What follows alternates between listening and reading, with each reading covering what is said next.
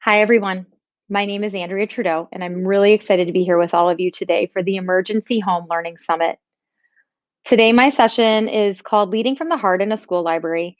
I'm a middle school librarian, or as I like to call myself, I'm a no shush librarian because I like to do things kind of an unconventional way. This is my 23rd year in education, all in the same school.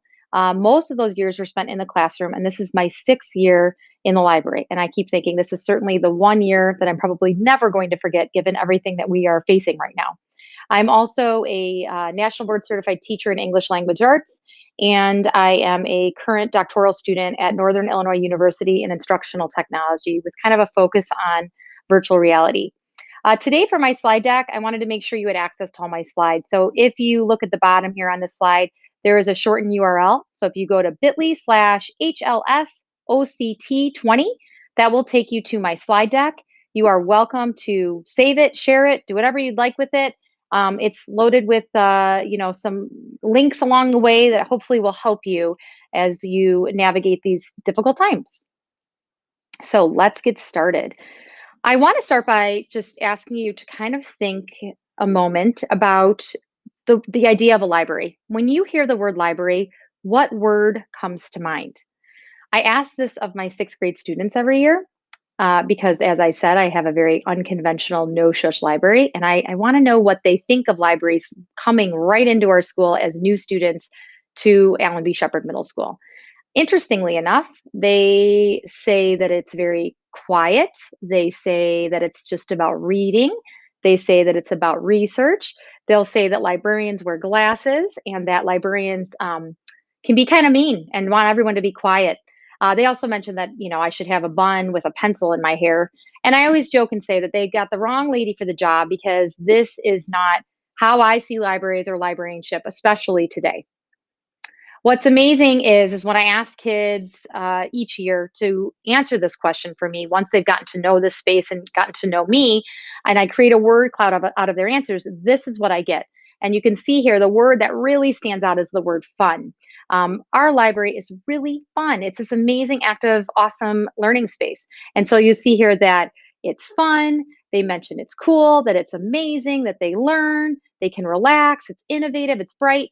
These are all great words, and it's me shaking up this notion of library and librarianship for them, which makes me really excited. Sadly, though, not everyone sees libraries this way. And so when I decided to become a librarian, I had to go back to school to become certified. And when I was going back to school, these kind of headlines started kind of leaking in. So as you can see here, it's not looking so great. School libraries are under attack. Some of these schools don't have a librarian. That maybe this job is going to be extinct by 2030. And so even my friends and family members were asking me, Andrea, what are you doing? Why are you getting involved in this job when we don't need libraries and librarians anymore? Huh, they couldn't be more wrong. And so I see this challenge as an opportunity. I am here to prove and to show everyone how important libraries are. They are the heart of the school. They are such an important space. And if done right, they are woven into all different aspects of our schools. So when I took this role, we started with a new name and a new mindset. I entered this space from a longtime librarian who was absolutely incredible. She had developed an amazing collection. She was a wonderful librarian for the time that she served. And she even said to me when I took this role that it was time to change this space. And librarianship was changing and evolving. And so I had to figure out a way to turn the whole thing upside down on its head. So we started by just simply changing the name. We went from the Library Media Center to the LC or the Learning Commons with the notion that a commons is where people come together. We come together to learn. We come together to celebrate learning. We come together to explore and to tinker and to wonder and to create and to think critically and to talk to each other. And so that was one of the biggest shifts. And that didn't require any renovations or big changes. It was just about thinking differently about this space. I like to say that I have the best job ever because, working in this space and being able to shake it up on its head, I get to be creative and have fun. I wish someone would have told me that a big part of my job would involve all kinds of costuming. So as you can see here, I've played the part of Sia when we do something called Revisapalooza on ELA, where kids go to different rock band stations to learn about tips and tricks to improve their papers. I get to be a beatnik for eighth grade social studies, and we do some really great first person narratives and help kids understand that time period. So being able to kind of have fun and work with everybody and be creative and be silly and you kind of have to let down some of your pride and have some fun with it. It goes a long way, and it's seriously the best job ever. I get to be the cool aunt. But right now it's so lonely in here. So I'm sitting here in my office giving you this presentation, and I literally am looking out to what you see here in this photograph. This is what my library looks like now. We renovated it several years back. I did include a link here to my library when it opened, so that people can take a look at it and see, because it's always fun to look at different people's libraries. And I'll mention that once the pandemic is over, and if any of you are in the Chicagoland area and you want to come visit me, we would be happy to have you come and check it out. So this is my space. So lonely, but there's still so much work that needs to be done. And it all gets back to this one thing: relationships. Whether we are in person or whether we are working remotely, we have to be focused on relationships. And I think this is more important than ever because people are so overwhelmed and anxious and tired and depressed and isolated. And so we as librarians have to think about how can we keep connecting to people and how can we support them. So I've included here a really great video from Edutopia that we're not going to watch right now because in the interest of time, but it's there and you're welcome to watch it. It's about 3.5 minutes long, and it talks about the power of relationships. When I think about power of relationships, it brings me back to my absolute first day of being a librarian. It was the first day of school. I felt kind of like Nemo at the beginning of Finding Nemo, like bouncing around, letting everyone know it was the first day of school because I was so excited to be in my new role after, dreaming about it for years. And literally, the first student that comes in is this little girl, Hannah, and she sits at a table and she starts crying. And she tells me that she doesn't like reading and she's not good at reading and she's scared to be a sixth grader. And it's so hard to be here today. And it broke my heart. And so I started to think about what could I do to get through to this kid? And so she would come in to work with a teaching assistant. And so we would do things with coloring pages, or we would make something with felts in the makerspace. And we would have conversations about, her cats. And by the time Hannah graduated in eighth grade, so fast forward 3 years, this girl was smiling. She loved school. She was involved in clubs. She was making friends and encouraging others to get involved in our makerspace. She was reading books. She was researching and sharing everything.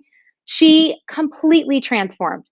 And I really think that at the heart of that was finding this place that believed in her and finding people that believed in her. And then she was willing to try new things and really grow. And so that like fueled me to keep doing what we're doing here in this space. So I like to say that we get to run the experiment here. This photo here is from Nike Town in Chicago on Michigan Avenue. And it says, it's only a crazy dream until you do it. And I think that's really true.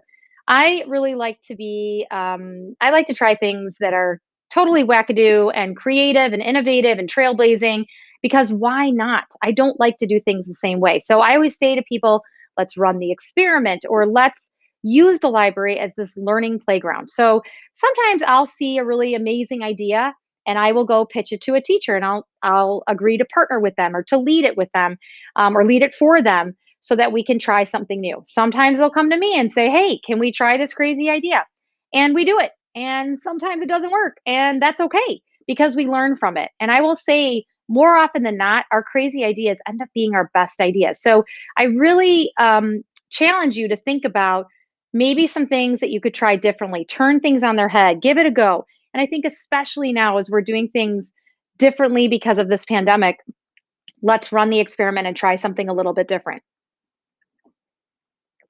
So, one thing I like to do to be a little different is I like to give my sixth graders a librarian's challenge. So, when we teach research, librarians are really always trying to get kids to use databases. And we have these wonderful pay databases in our school. I also have access to public library databases that the students can use. And I find that more often than not, the kids go straight to Google because it's just what they're used to and it's convenient. So when I introduce research in sixth grade, I decide to make it kind of fun. And I I call it carrots and brownies. When my children were young, Jerry Seinfeld's wife, Jessica, created this cookbook where she would puree different vegetables and put them in brownies. And so your kids are eating these brownies and thinking, oh, they're so great. And they were getting vegetables and they didn't even know it. Same idea. I want to teach the kids databases are amazing and they give you reputable information, and we can be critical consumers of information. Um, so that you're getting these great trustworthy sources.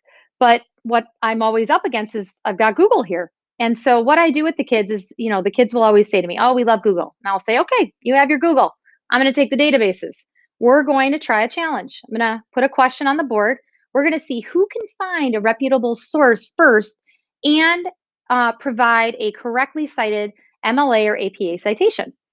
And let's throw it up on a Padlet and see who wins. So it's literally me against the entire class, because what sixth grade kid is going to pick databases? Well, within a few minutes, as I'm filling out the Padlet and they're trying to check credibility and they're trying to get Easy Bib fired up, I'm done. And so by the second question, the kids are begging for the databases. So I think this is where you can take something that you've always tried to do, telling kids databases are number one, and you can do it in a way that's creative and fun. And you're going to have so much more buy-in, and you're going to have a great time doing it.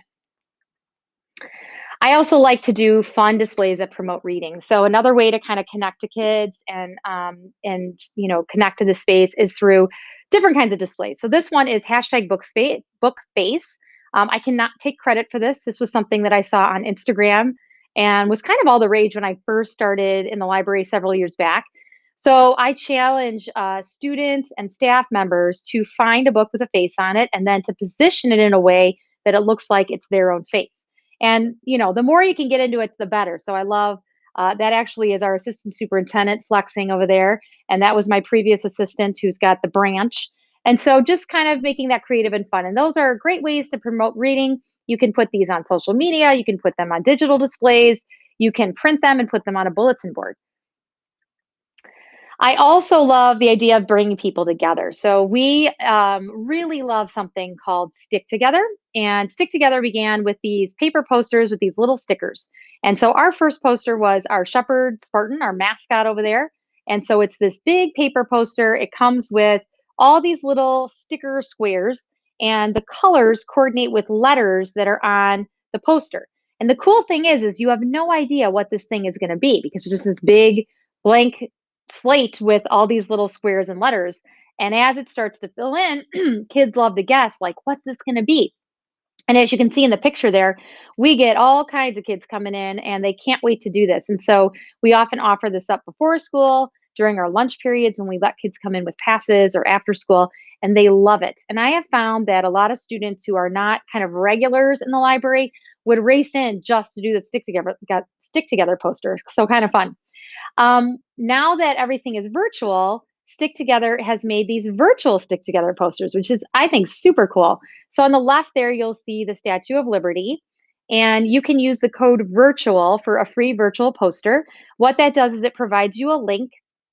You pick which poster you want to do. You can share that link with your students, and then they can visit and they can put the little virtual stickers on. So this Statue of Liberty is one that we recently finished in our virtual makerspace. So a really fun way to keep people kind of together and working together and collaborating, even while we're working remotely. Because we are totally remote right now. Right now, I'm here, my students are home. I wanted to make sure we kept alive some of the great programming that we have. So, one thing we have is our makerspace, and this space is used daily, anytime kids have free time. And I wanted to make sure they still had opportunities to do makerspace related things. In our makerspace, we really promote the idea of being creative, curious, tinkering, failing, learning from those failures, and just trying out all kinds of stuff from low tech up to high tech. And so these are two different Google slides. There was one for each month. So the one on the left there was my September slide. The one on the right is my October slide.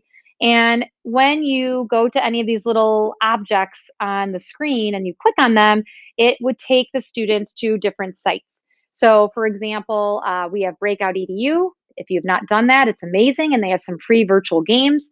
That 3D printer will take the kids to Tinkercad, where they can create 3D objects. You can click on the little knitting needles and you can get some knitting lessons, or you can click on, the pencils there and go to some digital coloring pages. So just thinking about some fun ways that kids can engage at home and continue all the awesome making. And then I have one obviously there for October as well. So each month I'm going to put these out, even as we move to hybrid, because there are going to be learners at home, learners at school. That way, everyone has access to this great stuff. I also like to build a community of readers. This is the second year that we have done this program. It is it's my quarterly reading program where each quarter I give out this poster digitally, and I also print them and put them around the school when we're here in person. And it includes 8 different activities that the students can pick from to complete. The way to get involved is to join our Google Classroom. And then in the Google Classroom, I've listed these out as like assignments. And so students join the classroom and then they decide how much or how little they want to get involved. And what's great about this is it kind of encourages different things that I'm trying to promote. So, listening to a podcast, I think that's a great thing to be doing right now. Being part of our curbside pickup, or getting involved in getting your shepherd or your public library card. And then once the kids have completed the task, they create a Google slide where they include a selfie, a caption, and the hashtag Shepherd Reads. And then they turn that in the Google Classroom. What's great about this is that we use these slides then, and we can post them on social media. We can put them on our digital displays. I can share them with teachers. And so it's a great way to promote reading and get people just, getting involved in libraries and reading and librarianship.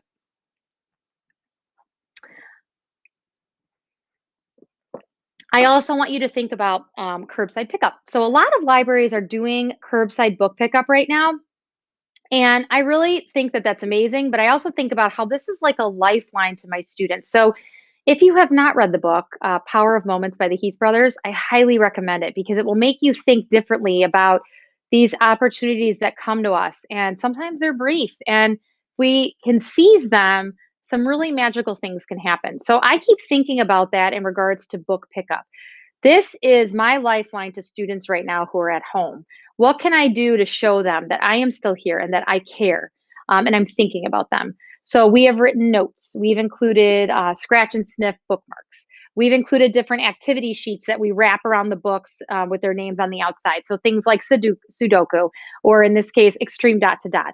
So different things to say like, we care and you matter and we're thinking about you, and please reach out if you need anything.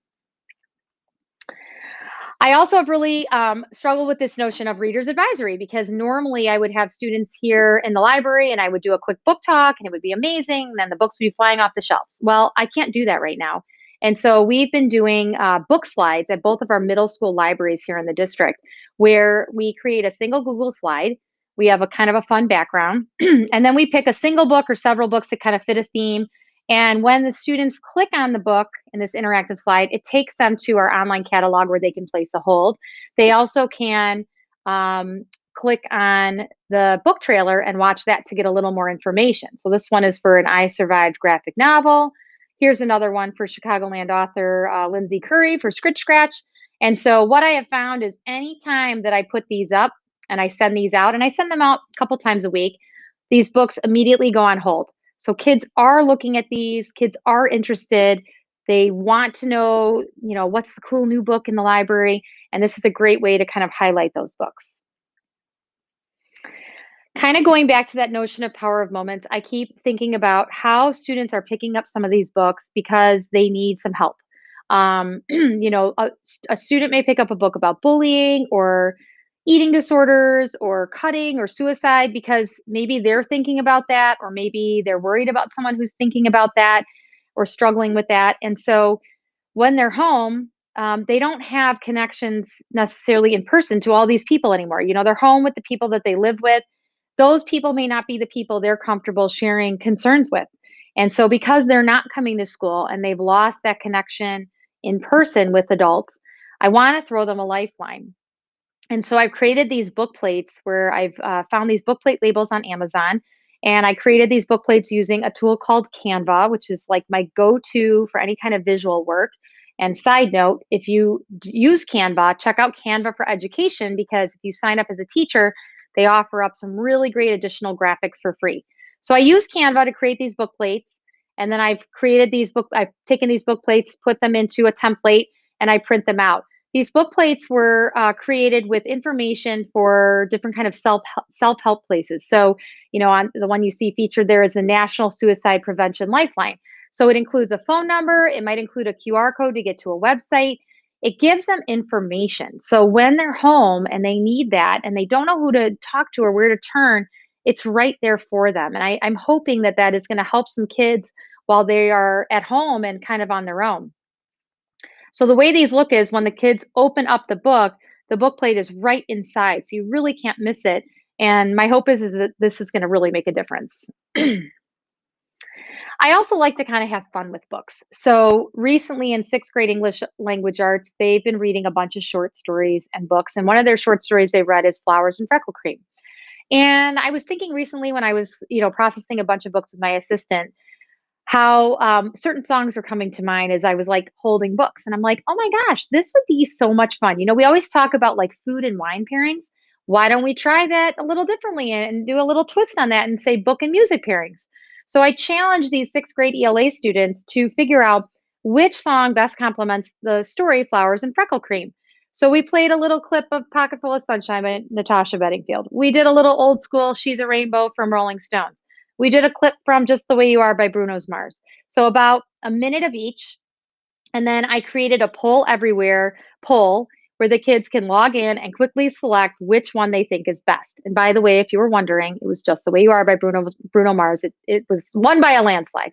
But it was fun because we got to listen to music and talk about how it relates to the stories.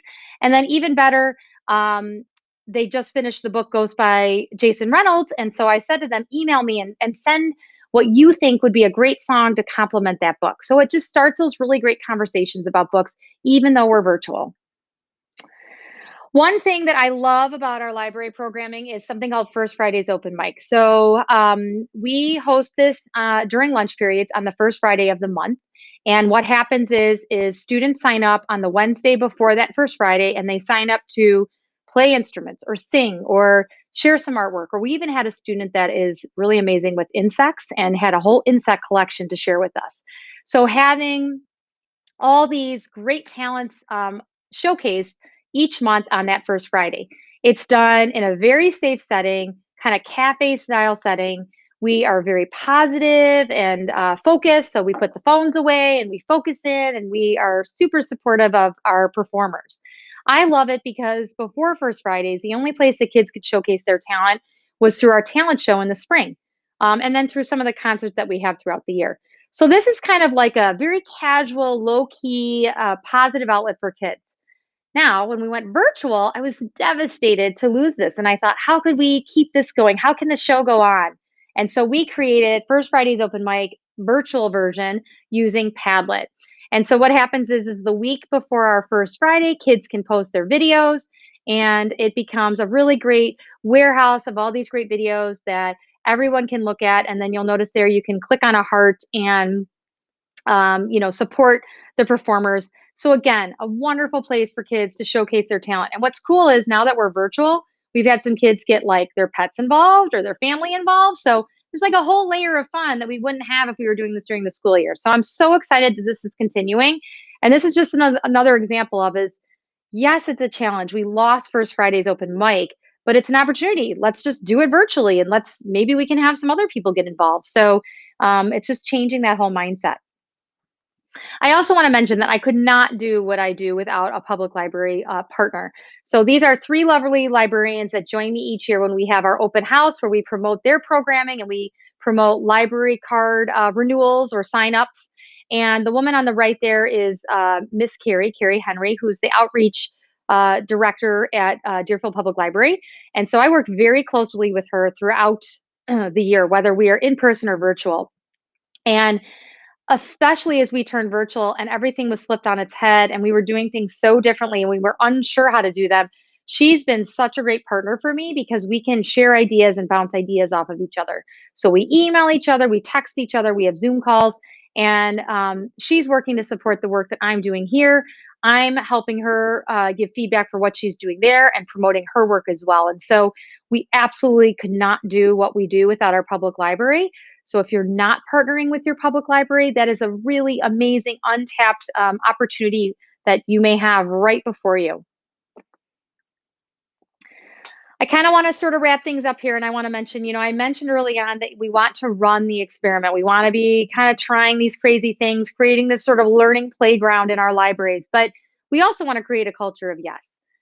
People come to me with ideas all the time, and I feel honored when they come with those ideas because they trust me to listen to those ideas and think them through with them. So, whether it's a parent or a student or a teacher or a community member, if someone comes to me, I'm going to really try to make it happen. I'm going to try to say yes and figure out a way that we can do that for the benefit of our learning community. So I encourage you to open your mind and to think about creating a culture of yes and to try some new ideas and try something different, even when you think it may not work. Figure out a way to make even part of it work, and it will go a long way. So, as I look at the future, and we really have no idea what the rest of the school year holds. I know that in my school, we're going to have students returning on a hybrid schedule in about 2 weeks, and we're still going to have our remote learners as well. I keep thinking about what can I do to continue to challenge myself and to continue to improve and continue to make this space more student centered. So, one thing I'm going to be working on is creating a library league, having a group of student advisors who are going to give me input to the space and like how can we make it even better and how can we make it your library. I always say that this is their library, I just happen to work in it.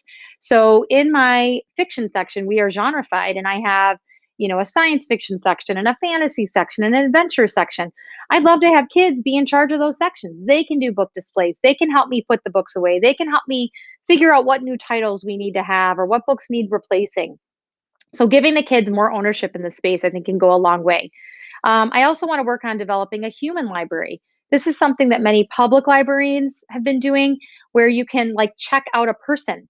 And the way that it's done in person is you have different visitors come, and students could make appointments to sit with them, hear their story, ask questions. Well, we're virtual right now. So I've been thinking about how we could have different adults in the building, and then maybe I'll branch out to parents in the community, have them share their story, maybe kind of a quick, no more than 10-minute long video, and then offer up opportunities for our students to interact with the individual and ask questions and learn more.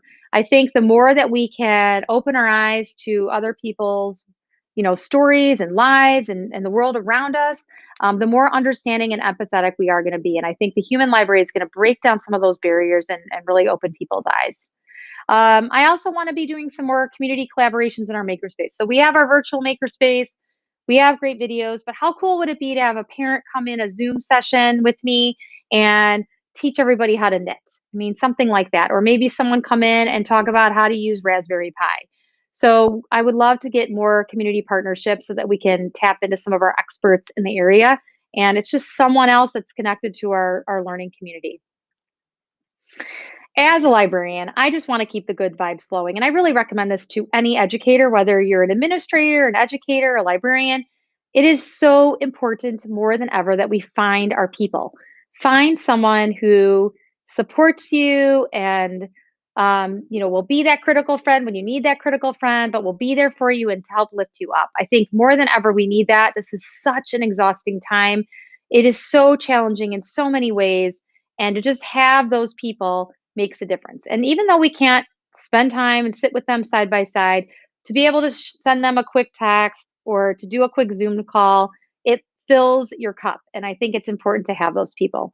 I also suggest that we continue to challenge ourselves to explore and grow. Yes, this is hard. Yes, a lot has been taken away from us, but there are also these wonderful opportunities and ways for us to do things differently.